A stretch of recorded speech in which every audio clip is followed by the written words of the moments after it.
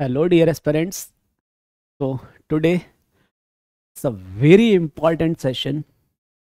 You can't imagine how the beautiful questions can be framed based on this concept. Without wasting the time, as we have already developed our concept through the previous concept talks. So, if you are just attending this only, then I would like to suggest you, okay, you may be familiar with the normalizer of A. You may be familiar with the conjugacy classes. Still, I'll suggest don't miss those concept classes, concept talks. You will definitely learn something new out of that. As far as today's session is concerned, we are gonna learn the class equation and questions. When I say questions, then subjective examples and the PYQs for CSE and forest services both. Clear? तो class equation को समझने के लिए हमें चाहिए होगा normaliser of some element का understanding, हमें चाहिए होगा कॉन्जुगेसी क्लास ऑफ ए का understanding where A is some element of the group, हमें चाहिए होगा सेंटर ऑफ ग्रुप का अंडरस्टैंडिंग. ओके डियर फेलोज, तो इस अंडरस्टैंडिंग के साथ में हम कितना कुछ नया कर सकते हैं, क्या कुछ एक्सप्लोर कर सकते हैं. तो आज के इस कॉन्सेप्ट टॉक का पर्पस यहां से शुरू करेंगे हम लोग बेसिक अंडरस्टैंडिंग से. Normaliser of A in the concept talk of 71 we have already dealt. conjugacy class of A concept talk 70 we have done, but ZG is not discussed up to that level. So in today's session we will be discussing ZG as well, and then we will move for the class equation of any particular group. Then we will see the questions itself. Clear? So I hope you all are ready for this concept talk. हम start करेंगे centre of group से.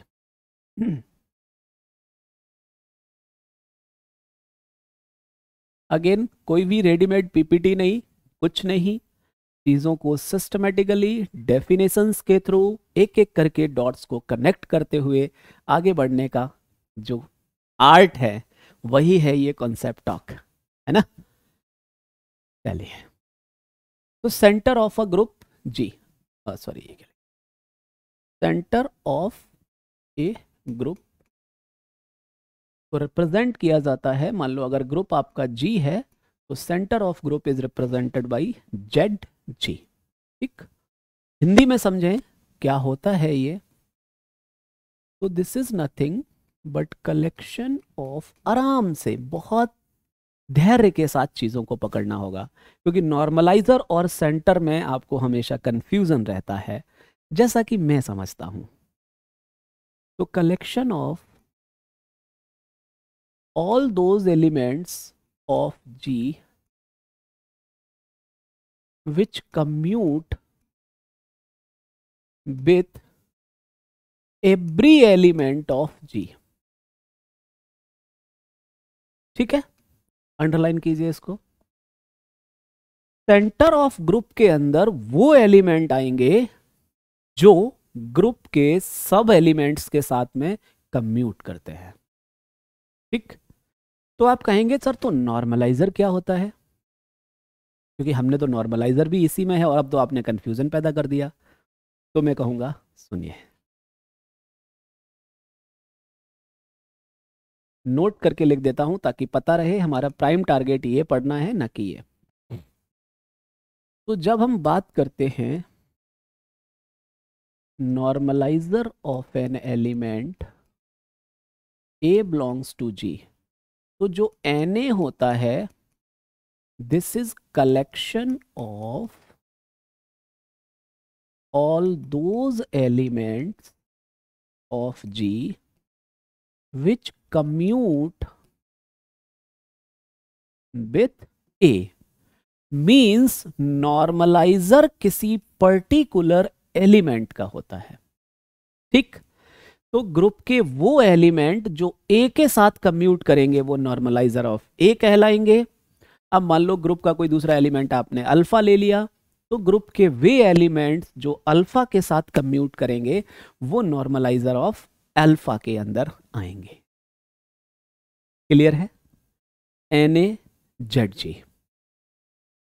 अब एक term और आएगा हमारे पास, वो आएगा कॉन्ज्यूगेसी क्लास, है ना, of some element A of the group G। तो कॉन्ज्यूगेसी क्लास को ऐसे लिखा जाएगा, and this is nothing but collection of those elements of G, collection of those elements of G which commute, I'm sorry, which are conjugate to A। ठीक, अब आप कहेंगे sir आप तो बढ़ाते चले जा रहे हैं चेन की तरह, बस लास्ट है। कॉन्जुगेट क्या होते हैं, तो कॉन्जुगेट को भी समझ लेते हैं। An element B belongs to G is said to be conjugate to A if there exists at least one element X belongs to G such that B can be found by composing X inverse AX, then we say B is conjugate to A। तो कॉन्जुगेसी class of A में अगर आप बात करेंगे तो A खुद के साथ तो हमेशा कॉन्जुगेट होगा ही, ठीक है। और ये जो कॉन्जुगेसी का रिलेशन होता है ये होता है इक्विवेलेंस रिलेशन। तो ये जो कॉन्जुगेसी क्लासेस होती हैं, सिंस, आराम से देखिए, relation of conjugacy on some group G is an equivalence relation. तो this relation does the partition of G through conjugacy classes। चूंकि रिलेशन कॉन्जुगेसी का है इसलिए इक्विवेलेंस क्लासेस को कॉन्जुगेसी क्लासेस बोल दिया गया।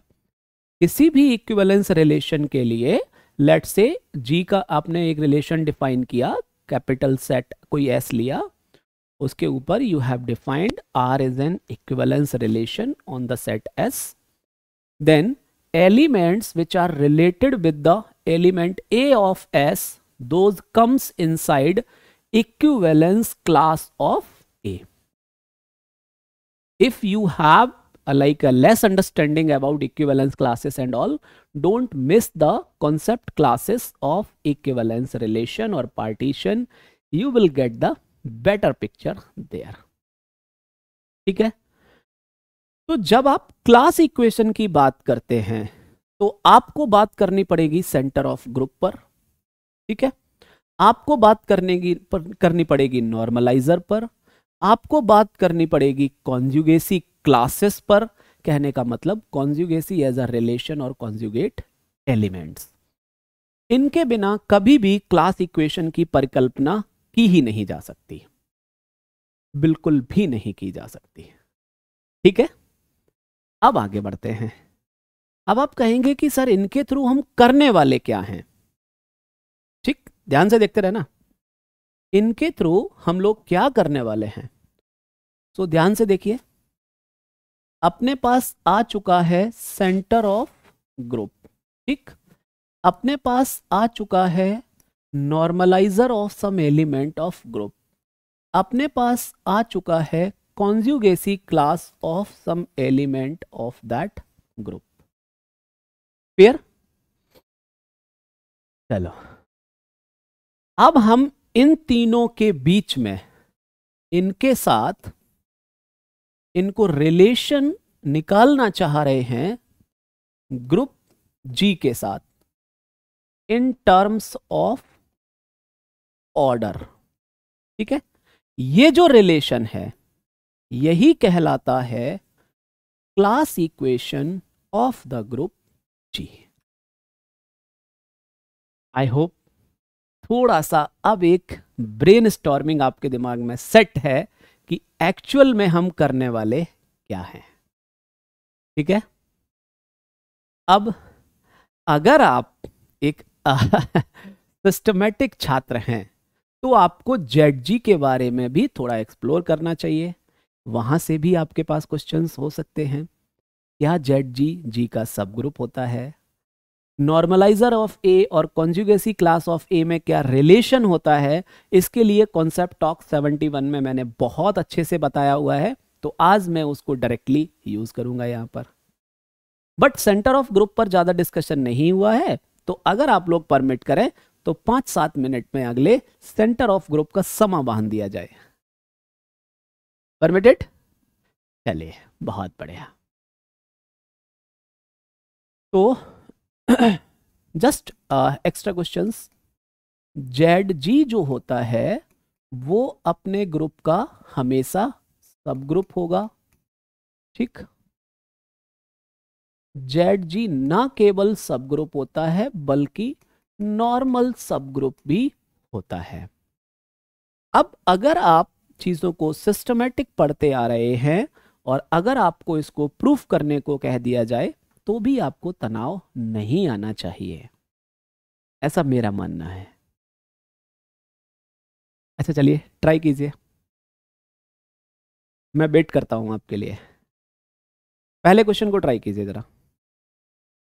Pause the video, try it out and do let me know whether you have justified और नॉट।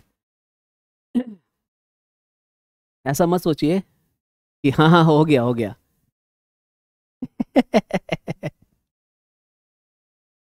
मैथ्स में ना प्रॉपर मैथमेटिकल लैंग्वेज जब तक पिक्चर पर नहीं आती तब तक वो पिक्चर आपकी अच्छी पेंटिंग नहीं बन पाती है।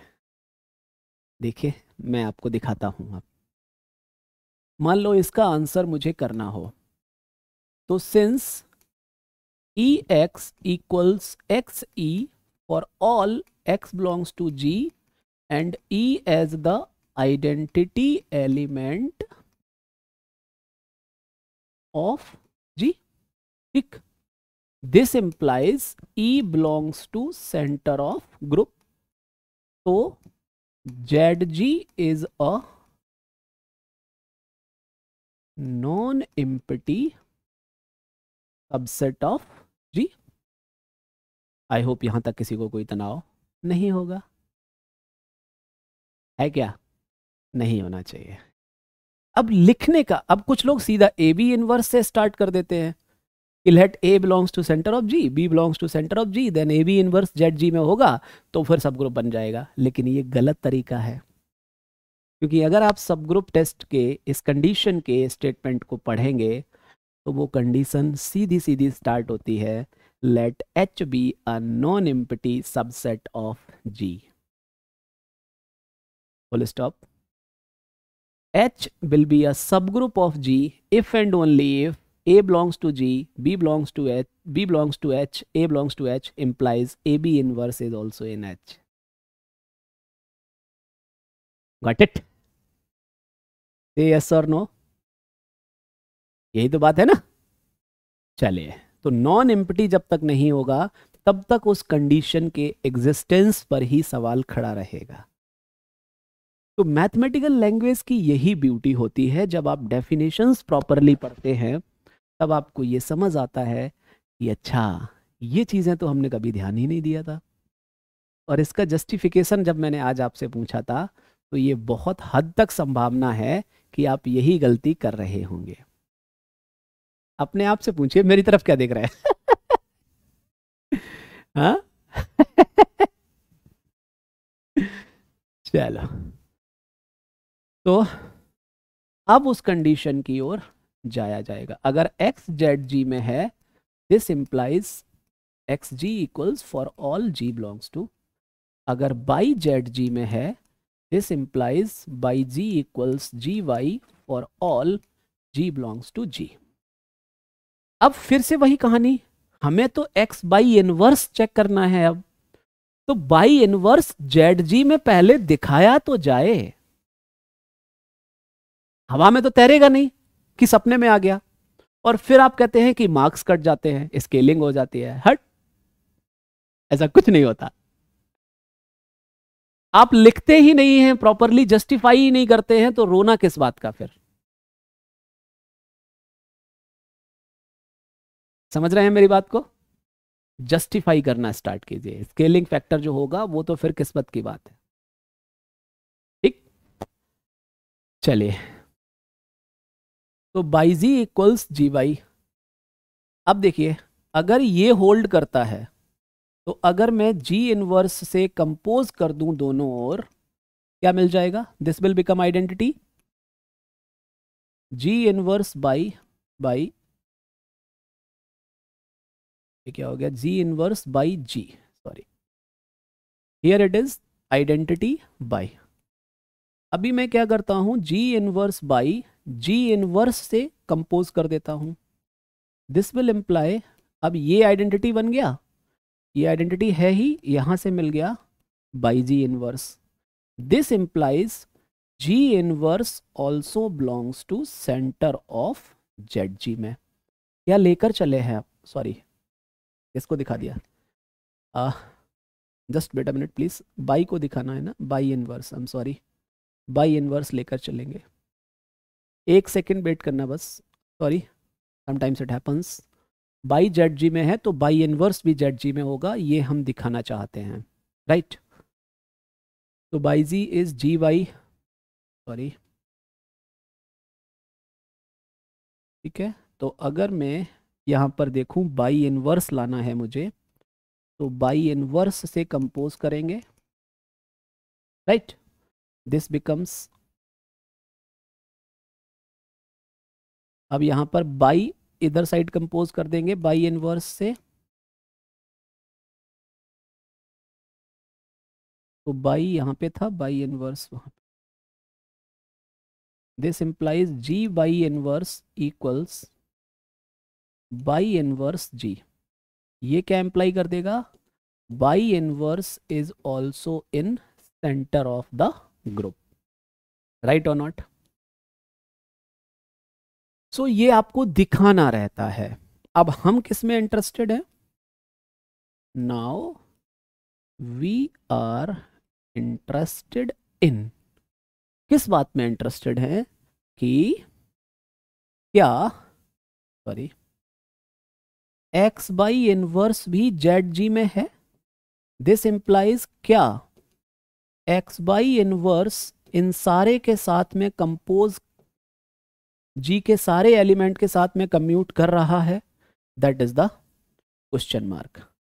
इसको लेकर चलिए अलग अलग, इसको लिख लीजिए X Y inverse G, this will be X G by inverse, this will be xg by inverse, this can be written as gx by inverse।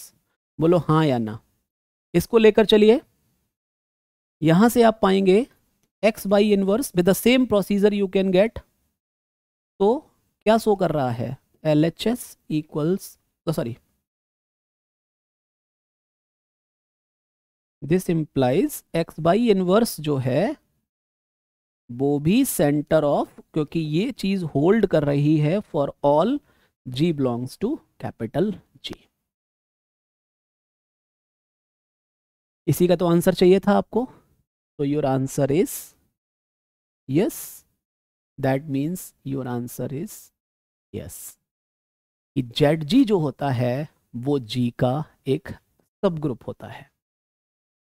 अब मैं आपको ये आपके हवाले कर रहा हूं, और प्लीज रिप्लाई कीजिए with your proper justification in the comment section कि वेदर द सेकंड क्वेश्चन का जो आंसर मैंने लिखा है यस मास्टर सही है या गलत है, इसको जरा जस्टिफाई करके जरूर भेजिए, ठीक है? कि ZG अपने ग्रुप का नॉर्मल सब ग्रुप होता है क्या? ठीक है, हम बढ़ते हैं। चूंकि हमने आपको जो आज का टारगेट दिया था वो ये था कि सेंटर, नॉर्मलाइजर, कॉन्जुगेसी क्लास ऑफ ए, कैसे हम ऑर्डर्स के टर्म में जी को इन चीज़ों से रिलेट कर सकते हैं और क्लास इक्वेशन की ब्यूटी को निहार सकते हैं। क्या कर सकते हैं? ब्यूटी ऑफ क्लास इक्वेशन को निहारा जा सकता है। आइए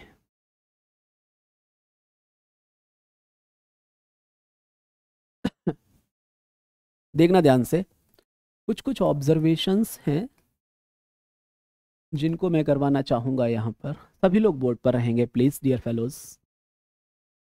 मान लो कोई एलिमेंट अगर सेंटर के अंदर है, this implies A will commute for all g belongs to g, right or not? This implies ag या g inverse ag, right? This implies g inverse ag equals, ये हो गया आइडेंटिटी। ये क्या कह रहा है प्यारे बच्चों? a का जो कॉन्जुगेट होगा वो केवल a ही होगा और कोई उसका कॉन्जुगेट बनने की औकात नहीं रख रहा है। बोलो हाँ या ना। ए का जो कॉन्जुगेट है वो केवल खुद है और कोई दूसरा उसकी तरफ झांक भी नहीं रहा है जो ये कहे कि नहीं हम तुम्हारा कॉन्जुगेट बनने को तैयार हैं। ठीक है, this implies A is self conjugate और कॉन्जुगेसी क्लास ऑफ ए के अंदर केवल एक एलिमेंट मिलेगा जो कि है ए खुद। ठीक, कॉन्जुगेसी क्लास ऑफ ए के अंदर केवल एक एलिमेंट मिलेगा जो कि है ए खुद। अब हमारा जो काम है, वो जो हमारा प्राइम टारगेट है, वो है relation between normalizer of A and conjugacy class of A. ये क्या हो सकता है, इसके ऊपर में हम थोड़ा चर्चा करना चाहेंगे। Permission granted? बोलते रहिए, कर सकते हैं। चलिए, तो if you have attended the previous concept talk with the patience, I clearly described कि नॉर्मलाइजर ऑफ ए के जितने नंबर ऑफ राइट कोसेट्स और लेफ्ट कोसेट, ठीक है, नॉर्मलाइजर ऑफ ए के जितने कोसेट्स इन द ग्रुप होंगे उतने ही एलिमेंट्स होंगे कॉन्जुगेसी क्लास ऑफ ए के अंदर। कहने का मतलब कि number of elements which are conjugate to normalizer of A. ध्यान से समझना इस चीज को। सॉरी,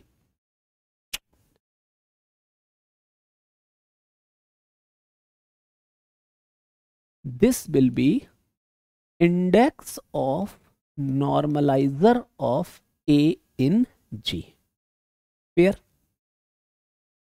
देखिए ध्यान से, सभी लोग बोर्ड पर रहेंगे प्यारे बच्चों। अगर आप इस चीज को नाउ इफ, ध्यान से देखना, अगर A ZG में है तो दिस इंप्लाइज कॉन्जुगेसी क्लास ऑफ ए के पास कितना एलिमेंट है? केवल एक। तो कहने का मतलब अगर ए जो एलिमेंट है वो सेंटर के अंदर है तो इंडेक्स ऑफ नॉर्मलाइजर ए इन जी कितना होगा? हमेशा 1। पूरा एकदम तबीयत के साथ देखिए, कोई कोताही मत बरतिए, कोई रहम मत बरतिए उसके ऊपर। ठीक है, अगर ए जेड जी से बाहर है तो उसके कॉन्जुगेसी क्लास में एक से ज्यादा एलिमेंट्स मिल सकते हैं, उसमें कोई दिक्कत वाली बात नहीं है। लेकिन हम में से कुछ लोग परेशान हो जाते हैं कि सर आपका जो ब्यूटी है विजुअलाइज कराने वाला, सर आप वो करा दीजिए, मजा आ जाएगा। देखिए ध्यान से, तो सबसे प्यारा ग्रुप हमारे पास क्या है? S3। हम जानते हैं centre of permutation, group of permutation S3 में केवल मिलता है आइडेंटिटी एलिमेंट। आप चाहें तो उसको चेक कर सकते हैं। ठीक, सो ऑर्डर ऑफ जेड जी कितना हो गया 1। ठीक, अब हम देखेंगे कॉन्जुगेसी क्लास ऑफ सिग्मा 1। इसके अंदर मिलते हैं sigma 1, sigma 2, sigma 3 and that is same as conjugacy class of sigma 2 एंड सिग्मा 3। तो कॉन्जुगेसी क्लास ऑफ सिग्मा 1 के अंदर 3 एलिमेंट्स हैं, ये बात हो गई। ठीक, अब हम जाते हैं कॉन्जुगेसी क्लास ऑफ टॉ 1 के ऊपर। ठीक, कॉन्जुगेसी क्लास ऑफ टॉ 1 में 2 एलिमेंट्स होंगे और सेम होगा conjugacy class of tau 2 as well. तो total number of elements in conjugacy class of tau 1 कितना मिल जाएगा, that is 2 itself।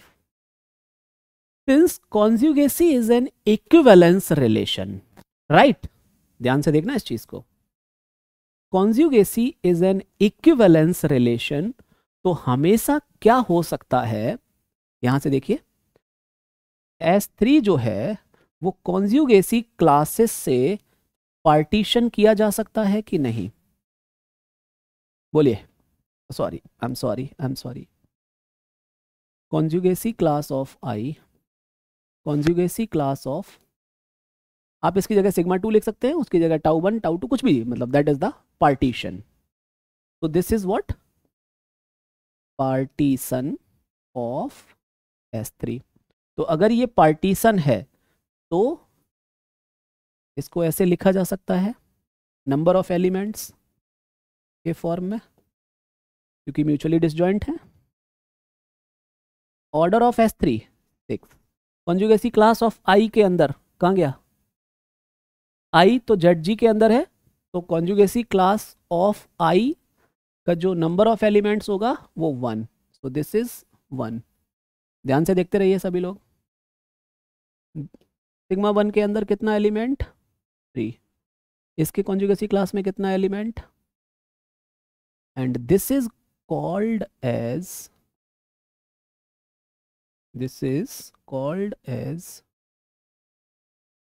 The class equation of S3। ठीक है बिल्कुल एकदम आनंद की अनुभूति है या नहीं, ये बताइए, पूरा एकदम विश्वास के साथ कहिए। अब आप कहेंगे सर इन जनरल कैसे लिखा जाता है, ये भी बता दीजिए। कोई दिक्कत नहीं है, इन जनरल पर भी आ जाएंगे। इन जनरल ध्यान से देखिएगा इस चीज को, ऑर्डर ऑफ जी, ZG के पास जितने एलिमेंट हैं पहले उनको लिख लीजिए, उनका ऑर्डर, फिर जो एलिमेंट्स ZG में नहीं हैं उनके नॉर्मलाइजर का इंडेक्स निकाल लीजिए G में, that is the class equation, this is known as class equation of the group G where G is a finite group। आराम से देख लीजिए सारे लोग, कोई दिक्कत होगी तो मुझे बताइए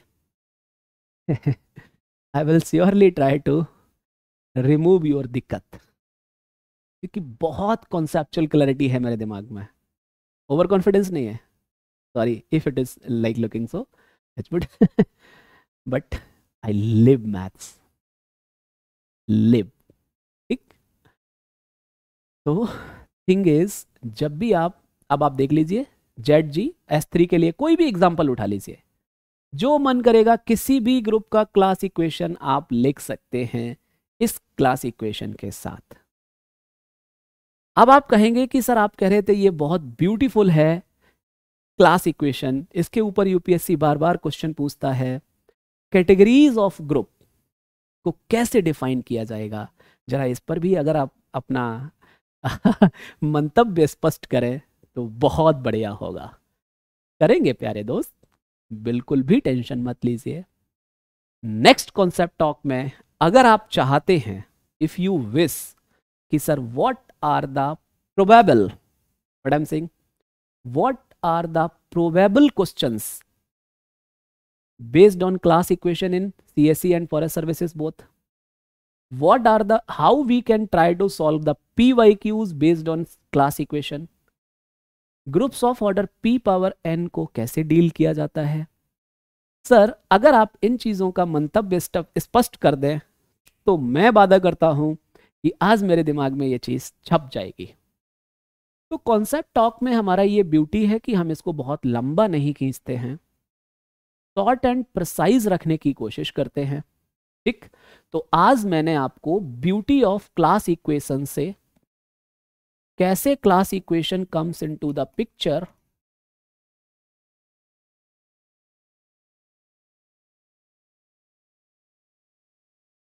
दिस वी हैव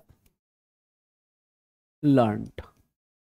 ठीक है, in the next lecture we will try to go for the beautiful aspects of class equation, different categories of questions based on the class equation. So if आज के काम में मैं आपको ये बोलूँगा कि अगर आपने प्रीवियस कॉन्सेप्ट टॉक्स अटेंड नहीं किए हैं, अगर आपको सिस्टमेटिक लर्निंग का मकसद पता नहीं चल रहा है, तो फिर जरूर पिछले वाले कॉन्सेप्ट टॉक्स को अटेंड कीजिए दोस्त। आपको how to prepare in right way का रास्ता मिलेगा, आपको ये पता चलेगा कि ब्यूटी ऑफ डेफिनेशंस क्या होता है, डेफिनेशंस के सहारे कैसे बड़े से बड़े थ्योरम को प्रूफ किया जा सकता है, और केवल कॉन्सेप्ट टॉक अटेंड करते रहने भर से इस अलजेब्रा के सिलेबस को नो मैटर आपने कितने अच्छे से तैयार किया है, कहाँ कहाँ कमियां रह गई, क्या क्या लूप होल्स रह गए उनमें, उनको कैसे रिमूव किया जाएगा, for that this concept talk is designed. So we will meet in the next concept talk will the most beautiful questions for you guys. Meanwhile, you can share your suggestions, you can share your reviews as well. We will definitely consider those. So it's enough from my side. Good luck. Keep learning. Keep